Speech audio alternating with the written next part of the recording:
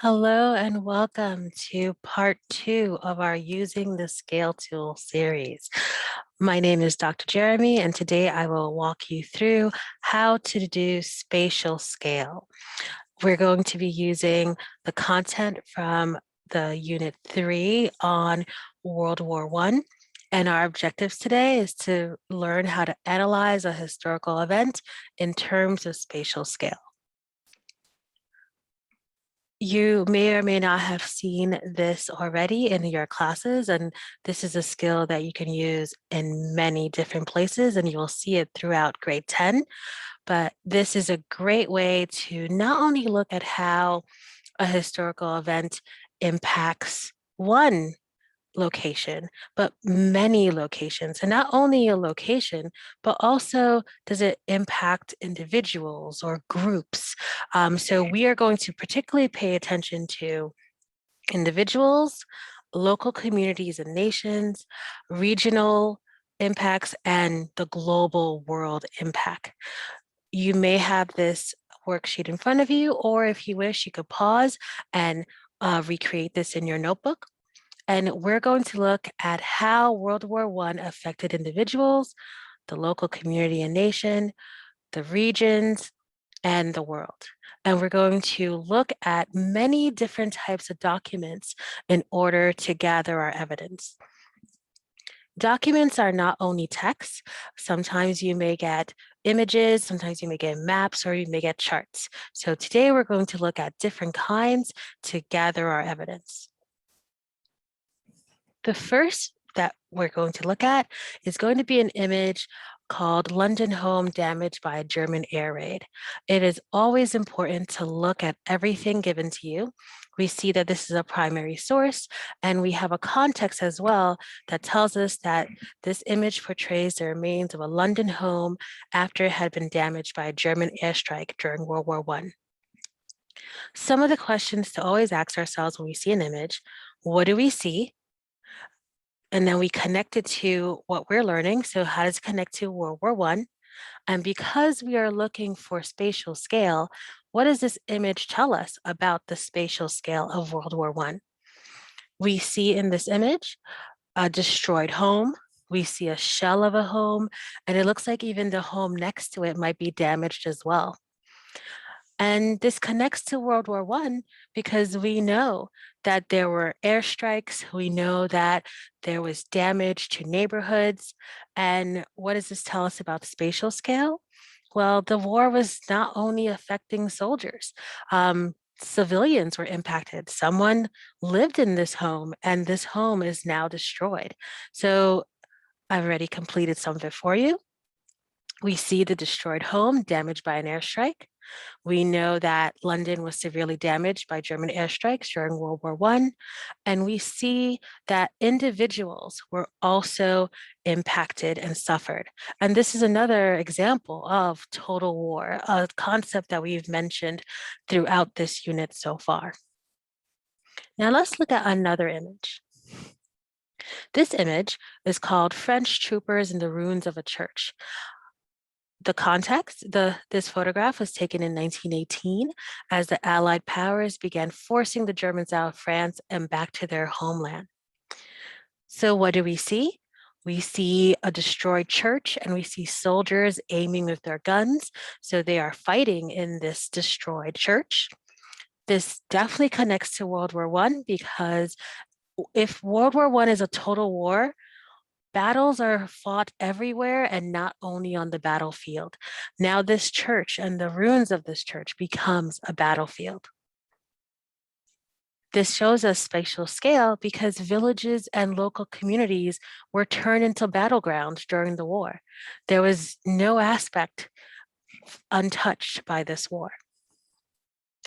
Another document that you may see could be a map, particularly when we're looking at the larger spatial scale. You may see maps to big regions.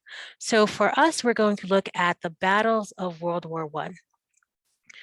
It is always important when you have a map to really pay attention to this legend here. It is very helpful. It's going to let you know exactly what all the markings and all these symbols mean.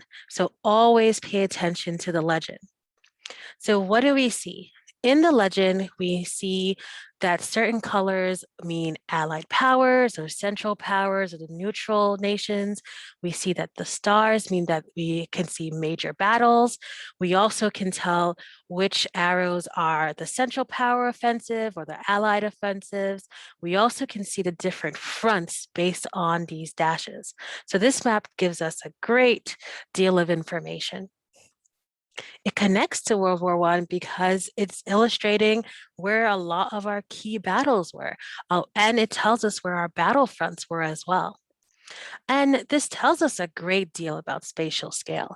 We can really see in this map that World War I was fought in multiple locations across Europe. We see battles on the water. We see battles across both Eastern and Western Europe. So this is a very helpful document for us because it helps us see the larger regional picture. So we see this European region as definitely impacted by this war. Another source that could be helpful, particularly when we want to see the very large spatial scale, would be a chart or some kind of statistic. So this statistic is going to, if we look at our context, show the percentage of total number killed in the First World War, with each alliance broken down into the categories of military and civilian deaths. When we get a chart, it's very important for us to also look at the key. So the key here is telling us what each color means. And it also is going to help us when we look at the chart here with our numbers and percentages. So what do we see? We definitely see that there's a large number of civilian death and also a large number of military death on both sides. If we connect it to World War I, it shows how deadly the war was for both the Entente/Allied powers as well as the Central powers. And this chart really shows us the massive scale of loss caused by the war. And when we think of total war, and World War I definitely was a total war, not only soldiers will die here, but also an incredibly large number of civilians. This is a very good way to look at how the world was impacted by this war. Now that we've looked at some of our sources and we've gathered some of our evidence, the next thing to do is to go back to our worksheet and look at the spatial scale tool. So we are now going to put everything that we had identified when we were looking at our documents into this chart. So how are individuals affected?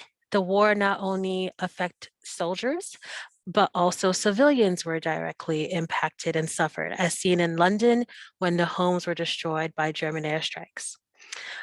And when we look at the local community and nation, villages and local communities were turned into battlegrounds during the war, and even local churches were used by French troops against the Germans.